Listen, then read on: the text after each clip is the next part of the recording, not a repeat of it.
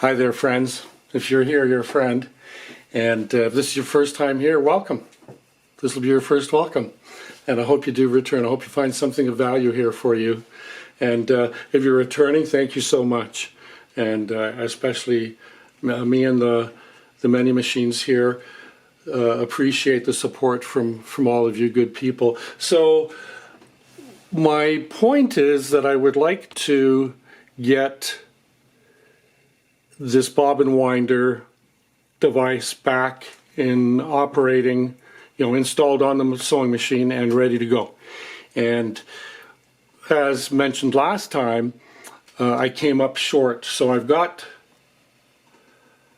some comparables, courtesy of Parmeet, the tan sewing machine right there in front of us.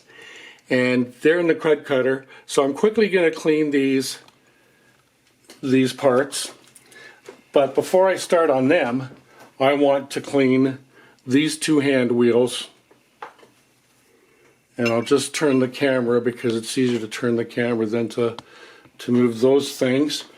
So, where's my cloth? Indeedy-do. So I hope you're all well and happy, and that your sewing machines and your sewing projects and craft projects are all. So this is soap and water just to dampen them, get them wet, get any initial dust and dirt off before I start to give them a good cleaning. I'm getting used to the idea of looking through the view screen on the camera, and had this camera for about 3 weeks now, I think, and really pleased. So there, we've got some soap and water on there. I'll do the outside on this tan one first. So the tan machine is Parmeet and the black machine is Denny from near Rice Lake. So this one's a little grimier. And of the two, Parmeet had a good life. They lived in a nice house. I think it worked a lot, worked hard. So I'm going to get some straight soap now on here with a brush. And you can see the kind of difference already between the two. How the tan one is grimier and maybe the black just hides it better. But anyway, we'll get some on. This is straight dishwashing liquid. So I do my, same stuff I do my dishes in. Best to be generous with this stuff. And there's black marks there. I think it was from a spinning.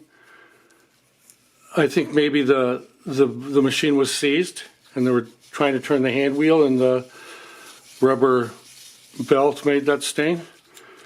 So I can feel as I'm using this brush, I can feel the chips and the dings in this and the finish. Okay, so those are there. Now I want to get on this one big time, and I will take KRUD cutter to this, but for now I'll just do an initial little clean just to get the dust off or whatever will. There, so I'm going to let those pieces sit, and now we're going to get this KRUD cutter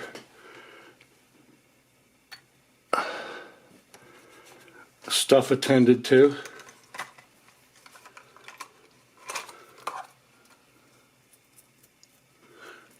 Are you with me? Yeah, good, you can see me. So the first one I'm going to do is this one.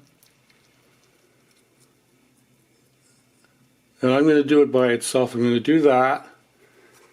So I'll put that over there for now again. Then I'll get some dishwashing liquid. Especially get some dishwashing liquid in the oil port there for the bearing. That's still grimy there. Might have to sand it down with something a little rougher than just sitting in 100% KRUD cutter. So there, we'll rinse that in the warm soap and water. And now just in the clear water by itself. And then we'll get the hair dryer, set it on high heat, and I'm going to put it on high blow as well. I'll either cut this part out, edit this part out, or remove the audio. But here we go. Watch your ears. Where those little springs go, the little turned nubs, they go in there. That's for a screw. Here's the gear, the bearing, the wheel. So that's, we've done the five-step process right there. So now we'll get something else. We'll move the oil out of the way for now. And we'll move the strainer out of the way. So we'll go in and we'll get, you know what, we'll just get the whole bunch now. I mean, let's go at this. What time we got? Oh good, I still got like 4 minutes or something, 3.5 minutes.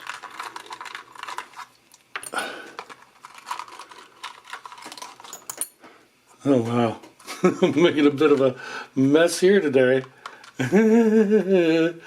Have a bath, you dudes.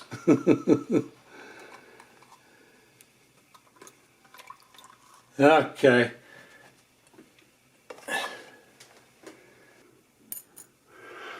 There, so we got them out of the KRUD cutter.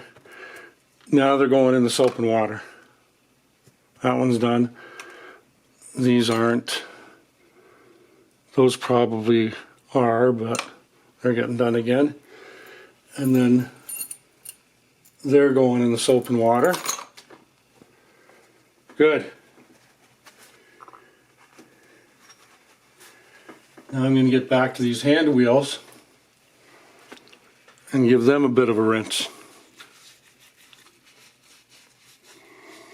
This is just plain water, just clear water, straight water.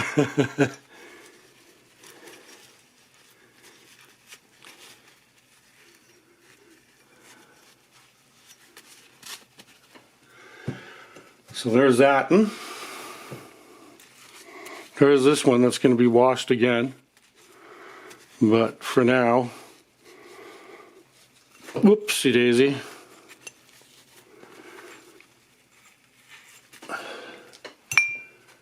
And then we have this piece, we washed this piece as well, so we'll mop the water off of it.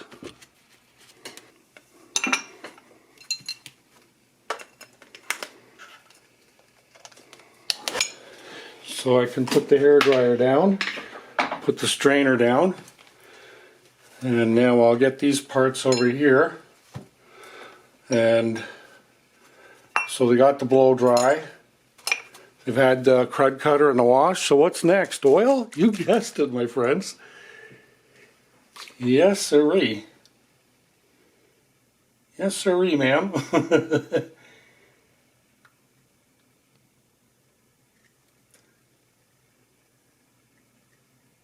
And of course, every time we use the oil, we do shake the bottle as advised by the manufacturer. Manufacturer instructions. So I've doused both of those with oil on this side. So I will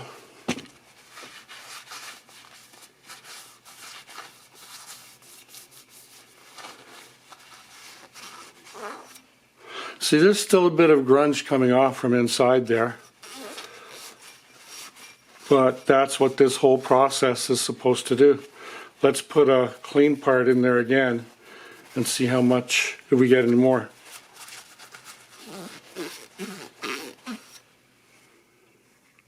Not really, maybe a smudge or two. Then I'm going to get some more oil.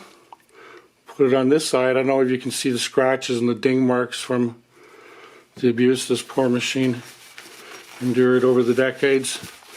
But it's got a happy home now with old Jeb and all the other machines. You know, and look at the fun we have with these machines. I mean, like, what a ride, eh? You know? So, that's oiled. I will put that over there for now. This one is oiled on this side.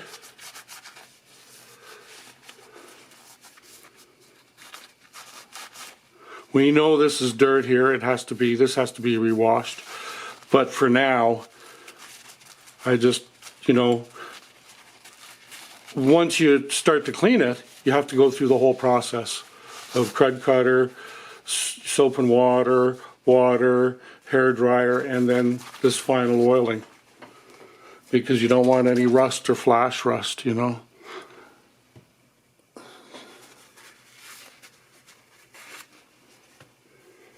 And we're going to get the inside where that shaft, horizontal arm shaft, ends up.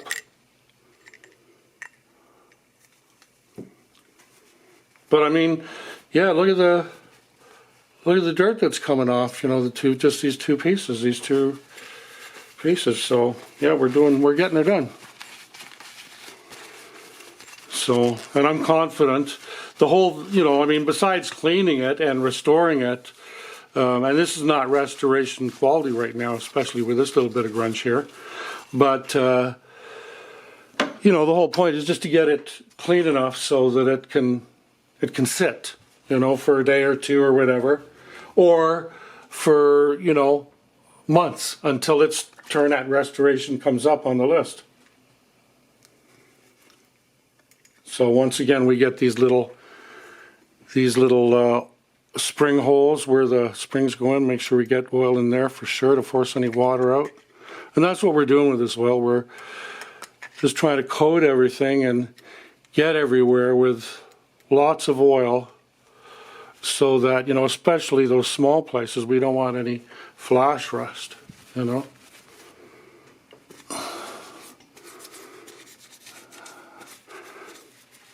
But yeah, I like this machine. I've worked on it a bit, and I like all these machines. I like them all, man. So that's done. That's done.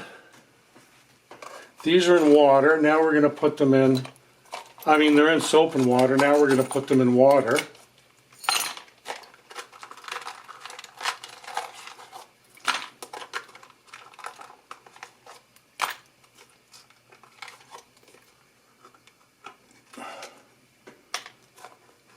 Did I get them all? I'm pretty sure I got them all. So we'll just rinse them in there.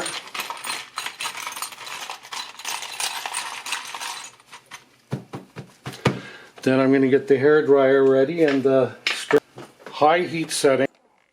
There. Now, this little spring, the one that was broken that started all this question in the beginning, it fell right through the strainer. And actually those other springs, their nibs, they were going down through the strainer too. So we'll put those there. They've been blown dry now. So they're ready for oiling. How exciting is this, eh? Like, holy cow, excuse me. Let me get some of those out of the way. And get something a little nicer. Here, we'll move this over. Obviously I had the plastic bag in the wrong place because I just spilled it all there. And all I'm doing here is just getting a nice tidy. There. Put that one over there. So there's these guys, and now it's their turn for a dousing.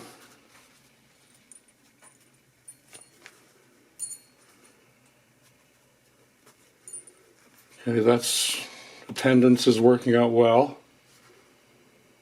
Seems everybody is present and accounted for. So we'll shake the oil bottle. and splish splash.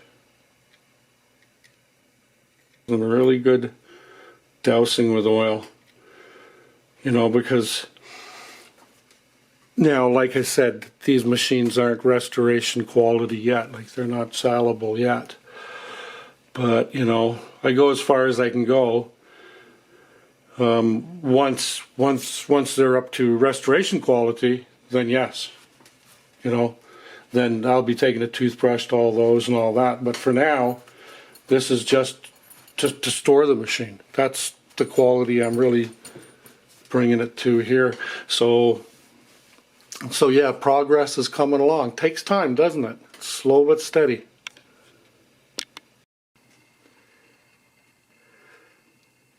So to get back to the original question about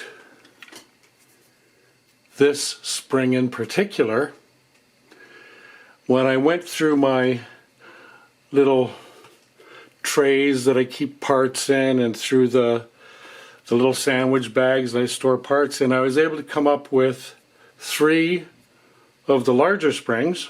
1, 2, 3. 2 are kind of shiny stainless steel looking, and this is a darker looking steel, but or whatever it is. And that one looks whole and that one looks whole, but this one certainly is not whole. So that's what the investigation pardon me, has revealed. In the process, I got this all clean, and I got the 2 hand wheels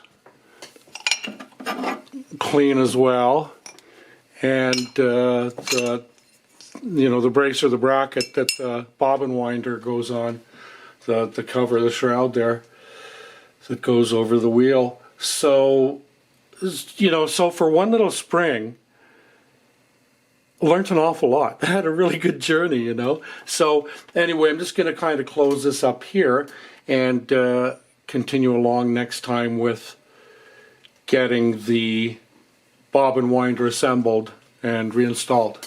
That'll be so much fun. So like, subscribe, hit the notification bell, and by all means leave a comment. Tell me what you're up to. Thank you, my friends. Ciao for now.